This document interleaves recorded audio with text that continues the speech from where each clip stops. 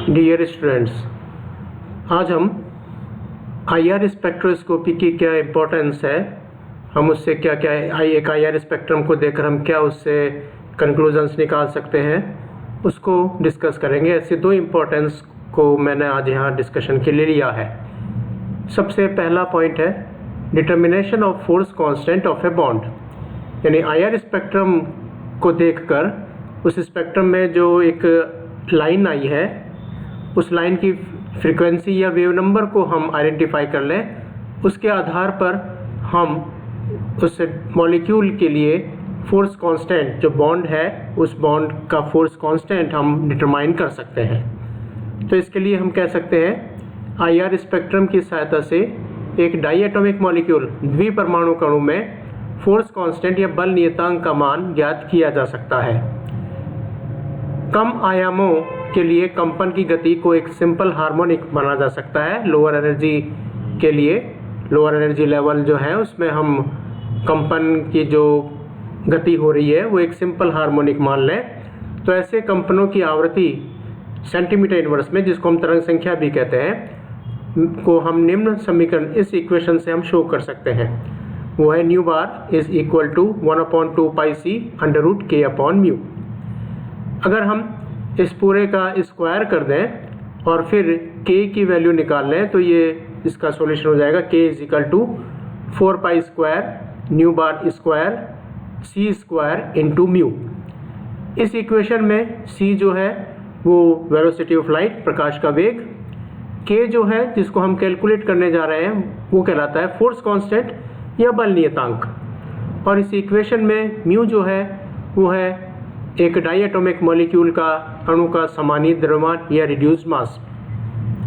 इस रिड्यूस्ड मास को हम इस प्रकार से कैलकुलेट कर सकते हैं, म्यू बराबर होता है m1 गुणा m2 बटा m1 प्लस m2। एक द्विपरमाणु अणु में दोनों एटम्स का मास का जो है मल्टीप्लिकेशन और उन दोनों एटम्स के मास का एडिशन, इस तरह से हम म्यू कैलकुलेट कर सकते हैं। तो एक किसी भी डाईएटॉमिक मॉलिक्यूल, जैसे फॉर एग्जांपल मैं HCl लेता हूँ, HCl के लिए हम H और Cl एटम के बीच में जो बॉन्ड बन रहा है उस बॉन्ड के लिए फोर्स कांस्टेंट की वैल्यू निकाल सकते हैं। हम HCl के आईआर स्पेक्ट्रम को देखें, उस HCl के आईआर स्पेक्ट्रम में एक एब्जॉर्प्शन लाइन, एक एब्जॉर्प्शन पीक हमें दिखाई देगी। वो जो लाइन या पीक आ रही है वो किस वेव नंबर पर आ रही है वो हम आईआर स्पेक्ट्रम से देख लें तो वो वैल्यू हो जाएगी न्यू बार की। तो न्यू बार की वैल्यू रख दें, सी वेलोसिटी ऑफ लाइट रख दें, 4 पाई रख दें, और म्यू यानी HCl, तो एक H और एक Cl, इन दोनों एटम्स का जो मास है उनका गुणनफल, और इन दोनों एटम्स के मास को हम जोड़ दें तो हम उससे म्यू निकाल लेंगे। उस म्यू को हम यहाँ रख दें और इसको हम सॉल्व कर लें तो जो वैल्यू आएगी वो उस फोर्स कांस्टेंट HCl के बीच जो बॉन्ड बन रहा है उस बॉन्ड के फोर्स कांस्टेंट को प्रदर्शित करेगी। तो इस प्रकार से हम फोर्स कांस्टेंट की वैल्यू निकाल सकते हैं। आईआर स्पेक्ट्रम से न्यू बार को ज्ञात करके हम उस बंध के लिए k के मान की गणना कर सकते हैं। इस आधार पर जैसे कुछ एग्जाम्पल्स हमने यहाँ लिखे हैं, कार्बन कार्बन सिंगल बॉन्ड के लिए जो k का मान आता है वो है 4.5 इंटू 10⁻3, ये इनके यूनिट्स हो गई। इसी तरह से कार्बन कार्बन डबल बॉन्ड के लिए जो k की वैल्यू आती है वो 10.0 इंटू 10⁻3 यूनिट्स यही है। जैसे जैसे k की वैल्यू बढ़ेगी इसका मतलब बल नियतांक फोर्स कांस्टेंट बढ़ रहा है। फोर्स कांस्टेंट बढ़ रहा है इसका मतलब जो बॉन्ड है उस बॉन्ड की स्ट्रेंथ बढ़ रही है। बॉन्ड की स्ट्रेंथ बढ़ी, इसका मतलब बॉन्ड जो है वो प्रबल हो रहा है, कि स्ट्रॉन्ग बॉन्ड हो रहा है। तो इन वैल्यू के हिसाब से हम कह सकते हैं कि कार्बन कार्बन सिंगल बॉन्ड की अपेक्षा कार्बन कार्बन डबल बॉन्ड का जो फोर्स कांस्टेंट है वो ज़्यादा है। इसका मतलब कार्बन कार्बन डबल बॉन्ड की बॉन्ड स्ट्रेंथ ज़्यादा है, या ये बॉन्ड जो है वो एक प्रबल बॉन्ड है, कार्बन कार्बन डबल बॉन्ड। इसी तरह से कार्बन हाइड्रोजन सिंगल बॉन्ड के लिए k की वैल्यू 5.0 इंटू 10⁻3 और कार्बन डबल बॉन्ड ऑक्सीजन के लिए k की वैल्यू 12.3 इंटू 10⁻3 आती है। इस बेस पे भी हम कह सकते हैं कि कार्बन ऑक्सीजन डबल बॉन्ड जो है वो carbon single bond hydrogen bond की अपेक्षा एक स्ट्रॉन्ग बॉन्ड है या एक प्रबल बॉन्ड है क्योंकि ये K की वैल्यू इसके लिए ज़्यादा आती है। तो इस तरह से हम जो है वो फोर्स कांस्टेंट की वैल्यू कैलकुलेट करके हम उसके बारे में निष्कर्ष निकाल सकते हैं कि बंध जो है वो कैसा है।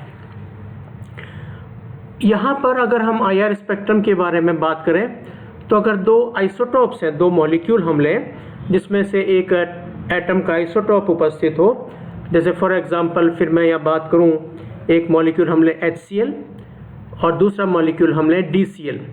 तो यहाँ पर एक में तो है हाइड्रोजन और दूसरे में आइसोटोप है उसका ड्यूटेरियम। इन दोनों के मास में डिफरेंस है, तो निश्चित रूप से इन दोनों मॉलिक्यूल के लिए म्यू का मान जो होगा वो डिफरेंट होगा। म्यू का मान डिफरेंट होगा तो निश्चित रूप से उन दोनों मॉलिक्यूल के लिए जो स्पेक्ट्रम आएंगे, उस स्पेक्ट्रम में जो न्यू बार की वैल्यू आएगी या जो एक अवशोषण एब्जॉर्प्शन पीक या एब्जॉर्प्शन बैंड आएगा, उसकी तरंग संख्या का मान भी अलग अलग होगा, क्योंकि न्यू बार जो है वो डिपेंड करता है 1/√μ के। तो अगर K को हम ऑलमोस्ट सेम मान लें HCl और DCl के लिए, 2πc सेम हो गया लेकिन चेंज आ गया म्यू में। तो अगर म्यू का मान बढ़ेगा तो न्यू बार का मान जो होगा वो कम हो जाएगा। तो इसलिए HCl और DCl के IR स्पेक्ट्रा जो है वो डिफरेंट होंगे। तो हम ये एक कह सकते हैं कि nu bar is proportional to 1/√μ। तो जो आइसोटोप्स होते हैं उन आइसोटोप्स के लिए म्यू का मान जिसके लिए ज़्यादा होगा उसके लिए IR स्पेक्ट्रम में तरंग संख्या का मान जो है वो कम होगा। तो इस हम डिफरेंस कर सकते हैं HCl और DCl के IR स्पेक्ट्रम में, क्योंकि एक में हाइड्रोजन है और एक में ड्यूटेरियम है। तो ड्यूटेरियम का मास ज़्यादा होगा, तो इसका मतलब DCl के लिए म्यू का मान ज़्यादा होगा HCl की अपेक्षा। तो इसलिए HCl और DCl के IR स्पेक्ट्रम में अलग अलग वैल्यूज़ पर हमें न्यू बार के मान प्राप्त होंगे। तो इस तरह से ये हम कह सकते हैं IR स्पेक्ट्रम की एक यूटिलिटी है। इसी तरह से हम relation between force constant and bond energy को शो कर सकते हैं। फोर्स कांस्टेंट K का जो मान होता है, अगर हम सिंगल बॉन्ड से ट्रिपल बॉन्ड की तरफ जाएं तो K की वैल्यू बढ़ती है, यानी सिंगल बॉन्ड के लिए K की वैल्यू कम होगी, डबल बॉन्ड के लिए ज़्यादा होगी, ट्रिपल बॉन्ड के लिए उससे भी ज़्यादा होगी। इसी ऑर्डर में from single bond to triple bond अगर हम मूव करें तो बॉन्ड एनर्जी के मान भी बढ़ते हैं। तो बॉन्ड एनर्जी सिंगल बॉन्ड की कम होगी, डबल बॉन्ड की ज़्यादा, ट्रिपल बॉन्ड की उससे भी ज़्यादा होगी। अतः हम कह सकते हैं कि फोर्स कांस्टेंट या K का मान जो है वो बॉन्ड स्ट्रेंथ को शो करता है। K का मान जितना ज़्यादा होगा इसका मतलब बॉन्ड स्ट्रेंथ भी उतनी ही ज़्यादा है। तो हम ये एक रिलेशनशिप बता सकते हैं कि force constant is proportional to bond strength और बॉन्ड एनर्जी। यहाँ कुछ एग्जांपल्स लिखे हैं मैंने। कार्बन कार्बन सिंगल बॉन्ड के लिए K की वैल्यू 4.5 × 10⁻³ और जो इस कार्बन कार्बन सिंगल बॉन्ड की बॉन्ड एनर्जी है वो है 334.4 kJ/mol। अब हम कार्बन कार्बन डबल बॉन्ड के लिए K की वैल्यू लिखें फोर्स कांस्टेंट, तो वो है 10.0 × 10⁻³ और डबल बॉन्ड के लिए जो बॉन्ड एनर्जी है वो है 627.0 kJ/mol। इसी तरह से कार्बन कार्बन ट्रिपल बॉन्ड के लिए K की वैल्यू 16.0 × 10⁻³ और बॉन्ड एनर्जी है 827.6 kJ/mol। तो जब हम सिंगल बॉन्ड से ट्रिपल बॉन्ड की तरफ मूव कर रहे हैं तो बॉन्ड एनर्जी बढ़ रही है, और इसी के साथ जो है सिंगल बॉन्ड से ट्रिपल बॉन्ड की तरफ मूव करने पर फोर्स कांस्टेंट की वैल्यू भी बढ़ रही है। तो हम कह सकते हैं कि फोर्स कांस्टेंट और बॉन्ड एनर्जी दोनों एक दूसरे के डायरेक्टली प्रोपोर्शनल होते हैं। इसी तरह से हम एक एग्जांपल्स लें, ये जो हेलोजन एसिड्स हैं HF, HCl, HBr और HI, इनका हम कंपैरिजन करें तो HF के लिए K की वैल्यू जो बॉन्ड है H और F के बीच का, उस बॉन्ड के लिए K की वैल्यू 9.7 × 10⁻³ और जो बॉन्ड एनर्जी है 135 kJ/mol। HCl के लिए K की value 4.8 × 10⁻³ bond energy 102 kilo joule per mole. HBr के लिए K की वैल्यू 4.1 इंटू 10⁻³ और bond energy 87 kilo joule per मोल। और HI के लिए K की वैल्यू है 3.2 इंटू 10⁻³ और बॉन्ड एनर्जी है 71 किलो जूल पर मोल। अगर हम यहाँ इन हेलोजन एसिड्स को देखें तो K की वैल्यू सबसे कम जो है वो HI के लिए है। इसका मतलब HI का बॉन्ड जो है वो वीक है। HI का बॉन्ड वीक है तो हम कह सकते हैं इसकी बॉन्ड एनर्जी का मान भी इन सब में सबसे कम हो गया। तो हम कह सकते हैं इन कंपैरिजन करें तो सबसे वीक बॉन्ड HI का है, यानी ये बॉन्ड जल्दी ब्रेक हो जाएगा, इजीली ब्रेक हो जाएगा, या यहाँ से हम कह सकते हैं H आयन बहुत इजीली मिल जाएंगे।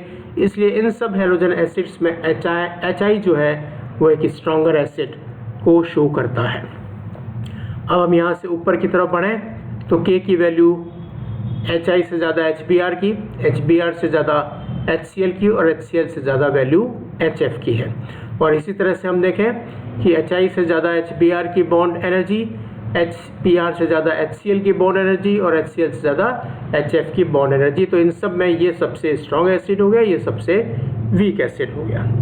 तो इस तरह से हम IR स्पेक्ट्रम को देखकर कुछ कंक्लूजन्स, कुछ इम्पोर्टेंट निष्कर्ष निकाल सकते हैं।